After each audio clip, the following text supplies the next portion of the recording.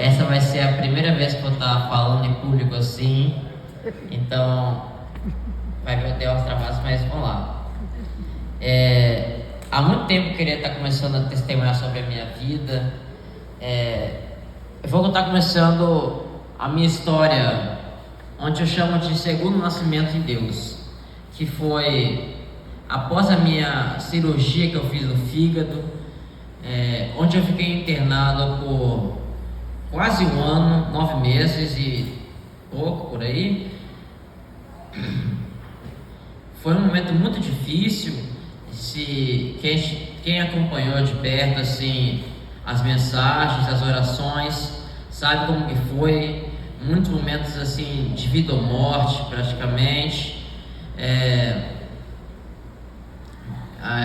Assim, de passar noites, eu passei noites acordado chorando, porque além de ter sido a minha primeira internação sem os meus pais por perto, sem nenhum acompanhante, então eu praticamente ficava de manhã, no horário do almoço, 1 hora eu tinha meus pais por perto para conversar e tudo mais, e o resto do dia inteiro eu ficava sozinho com as enfermeiras. Então assim, para mim foi realmente sofrido. E aí imagina ainda uma pessoa que tinha fobia de agulhas, fobia de sangue, essas coisas assim. Então foi bem tenso.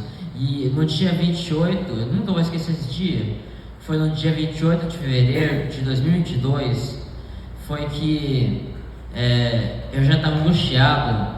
E eu clamei a Deus, pedi assim: Deus, se o Senhor puder me livrar dessa angústia, de todo esse sofrimento, eu te peço agora que me tire desse lugar. Cura, Senhor, meu fígado, cura, Senhor, meu rim, e restaure todo o meu corpo, Deus, em nome de Jesus. E eu continuei orando, pedi perdão por muitas vezes eu murmurar, por médicos que faziam uma coisa que eu discordava, ou por falar que meus pais não entendiam os sofrimentos, algo que depois eu fui entender que era completamente contrário. Eles sofriam e muito, falar a verdade, eles diziam, mas eu não acreditava. Eu falava: não, como pode você entender meu sofrimento? Quem está sofrendo sou eu, né? Aquela coisa.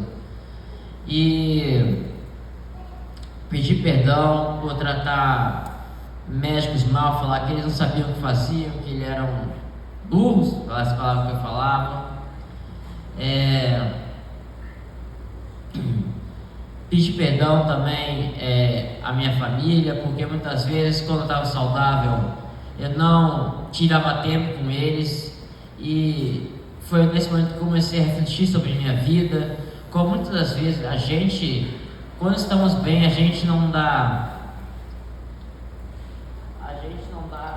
razão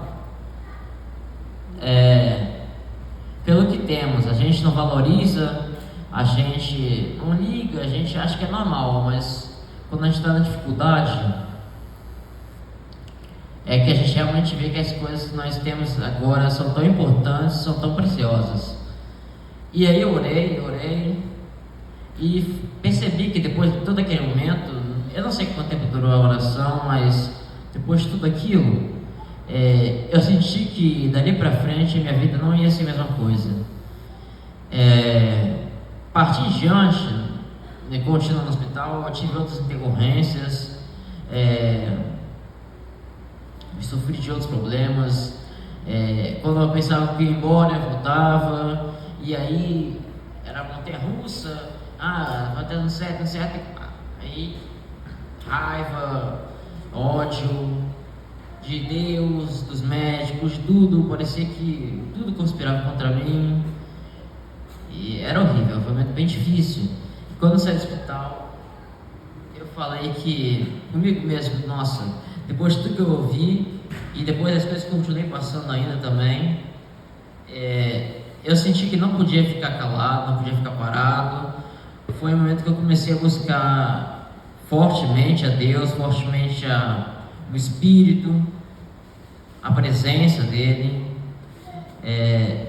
Foi aí que eu criei um canal no YouTube, né, para contar lá minhas histórias de vida, minhas experiências que eu tive. outra experiência também que também foram quase pós-morte, foi até, de certa forma, pior que as passadas, mas tá, deixa eu de lado. E eu fico feliz de saber que esse canal tocou algumas pessoas, tocou pessoas perto da minha convivência, longe também, colegas de escola também foram tocados, algumas coisas que eu nem realmente esperava que acontecesse, aconteceu.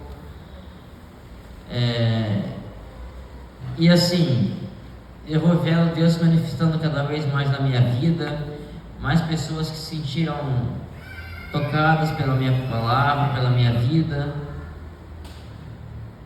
E eu sou realmente grato a Deus por tudo que Ele fez por mim. E hoje eu vejo que as orações de todas as pessoas ao longo da minha vida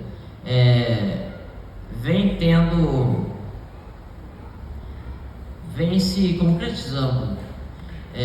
Atualmente eu tirei meu primeiro dreno, que eu tinha 2 drenos no fígado, drenos biliares, e agora sim eu sinto mais vontade ainda de Deus, sinto mais ainda a vontade de falar a palavra, sinto que muito é agora. Não sei se você sentiu isso alguma na sua vida, de vamos fazer, vamos acontecer. Eu tenho isso agora, nesse momento da minha vida, mesmo eu ainda tenho dificuldades, eu não estou 100%, claro, ainda tenho muito a que tratar. Eu não tenho um fígado restaurado totalmente, mas mesmo com o corpo que eu tenho, eu quero glorificar a Deus, e creio que em nome de Jesus eu ainda tenho muito mais para oferecer no ministério de Cristo.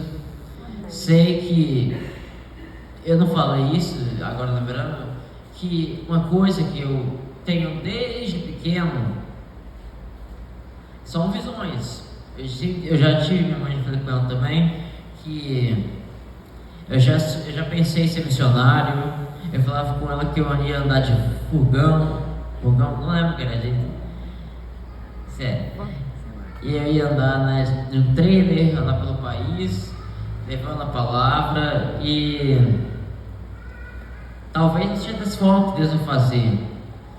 Eu também queria ir morar no Canadá, nos Estados Unidos. Eu tinha o sonho de morar fora, mas esse também não pode ser agora, não dá pra fazer. Mas eu não sei, eu digo hoje em dia que eu não sei o que Deus tem na minha vida, eu não sei o que vai ser de mim amanhã, mas eu tenho fé que os planos dele vão ser melhores para mim, e o que ele tiver que fazer, ele vai fazer, vai acontecer, e eu só tenho que ouvir a voz dele.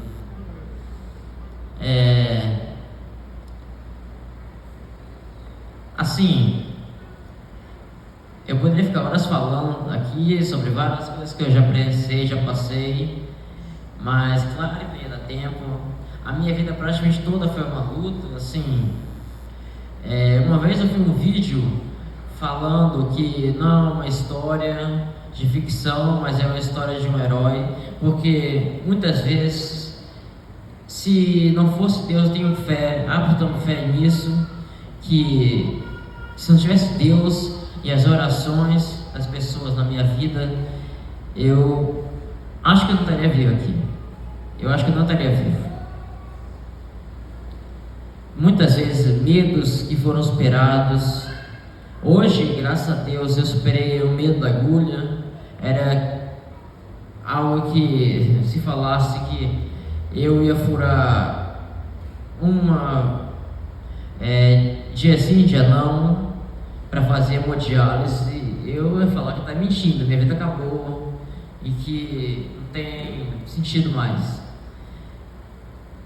Eu abandonava a hemodiálise. Hoje eu faço hemodiálise tranquilamente. Ainda tem algumas intercorrências que acontecem, claro, mas é o de menos, entende? É o de menos.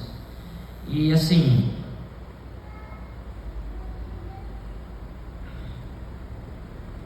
essa música que tocaram aqui agora, assim como Luta Minhas Guerras, foi uma música, foram duas que marcou na época da até o internado. Essa música ela fala exatamente sobre a minha luta quando eu estava internado na UTI, porque era uma guerra de dia, porque eram infecções constantes, eu não conseguia me alimentar, eu não dormia, eu chorava todas as noites, murmurava com Deus, perguntando por que aquilo estava acontecendo comigo. Um pouco tempo antes estava bem, estava comendo nos restaurantes com a família, tranquilo, viajando, e depois estava internado. Perdi mais de 30 quilos, estava só pele e osso, perdi cabelo também, estava fraco, eu não conseguia levantar, eu praticamente era um esqueleto vivo. Lembro que quando saí do hospital, eu só conseguia andar de cadeira de rodas, eu não conseguia tomar banho sozinho, a minha cama teve que ser adaptada, foi um momento muito, muito difícil mesmo.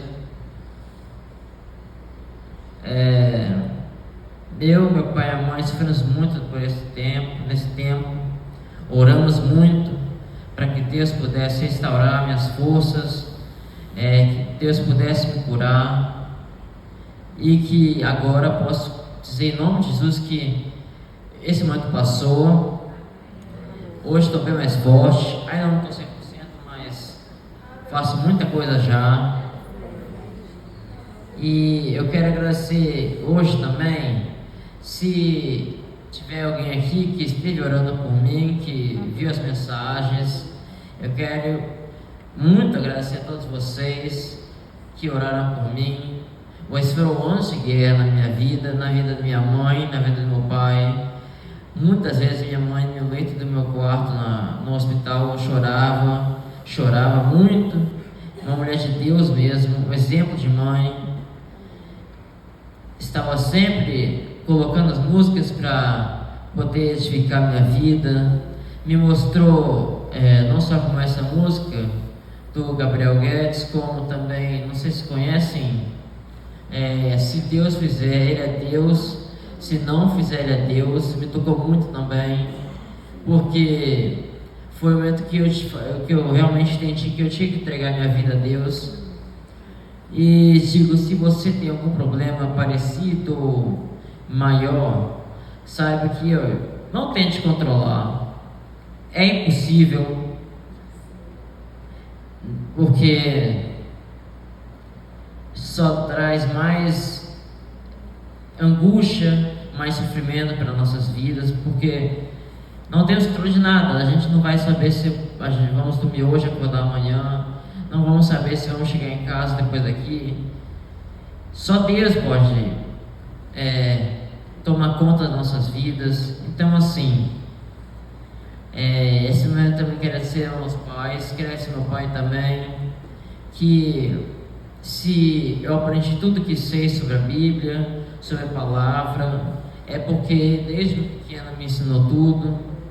Um homem de Deus também, um homem de muita fé, um exemplo que eu tenho com minha hombridade.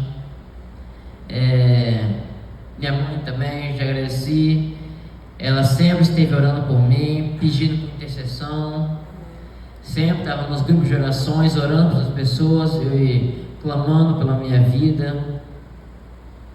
Quero agradecer meus avós que estão ali também, que muitas vezes eu não pude estar com eles, e quando eu percebi que eu podia morrer e deixar eles, foi realmente difícil, porque eu senti que muitas vezes não valorizei a vida deles, não aproveitei ao máximo que eu tive tempo com eles. Então, era para falar, eu quase estou pedindo desculpa aqui, né?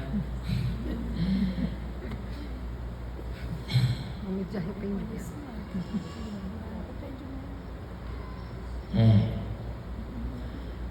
Obrigado a vocês todos, vós, vovó, obrigado por vocês terem aguentado tantas vezes.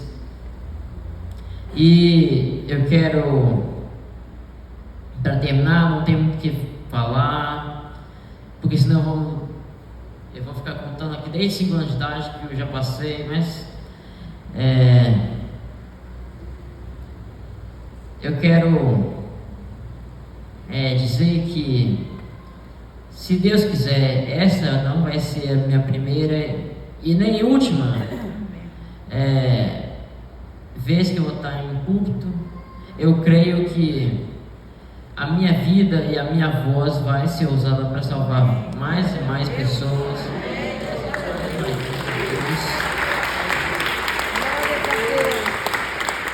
E que em nome de Jesus eu vou estar curado, meus rins, meus fígados, e que a minha cura não vai ser para mim, mas vai ser para uma glória dele. Em nome de Jesus, eu venho sempre orando por isso e profetizo isso agora na multidão, como a Bíblia diz, que devemos falar de Deus no meio dos outros. E tem um versículo que eu queria falar que também marcou muito, que é Salmos 109:30, que minha mãe colocou na frente da minha cama, para quando eu sempre que acordasse, visse aqueles salmos e decorasse, que com minha boca renderei graças ao Senhor, e eu louvarei em meio à multidão. E eu tomo esses salmos como guia para a minha vida, e em nome de Jesus, que eu só venha ser bênção na vida das pessoas, que eu seja uma copa de Jesus neste mundo. E é isso. Obrigado.